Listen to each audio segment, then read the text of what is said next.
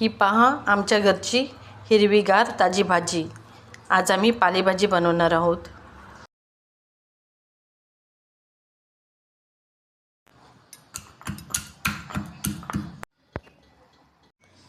तेल गरम झालेलं आहे आणि फोडणीसाठी फक्त लसूण,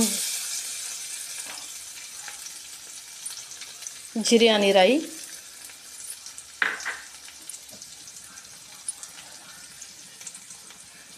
आणि ह्यावरती बारीक चिरलेला कांदा आणि लगेच पालेभाजी टाकणार आहोत।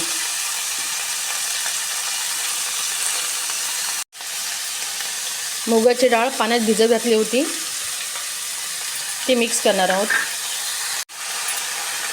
बारीक चिरलेला टोमॅटो, चवीप्रमाणे मीठ, मसाला, हिंग आणि हळद।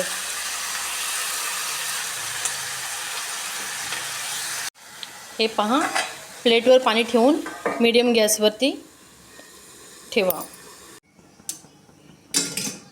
हे पहा, थोडंसं पाणी ॲड करा।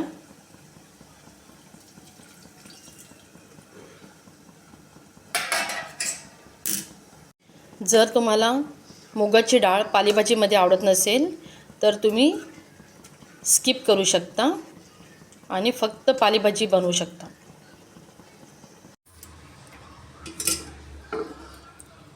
हे पहा, आपली भाजी किती मस्त झालेली आहे, तुम्ही पाहू शकता। कधी पालेभाजी बनवताना किंवा कोणतीही भाजी बनवताना मीडियम गॅसवरती करा, तर भाजी चांगली होती। हे पहा किती मस्त। हे पहा, अशा प्रकारे आपली पालेभाजी झालेली आहे आणि खाण्यासाठी रेडी आहे।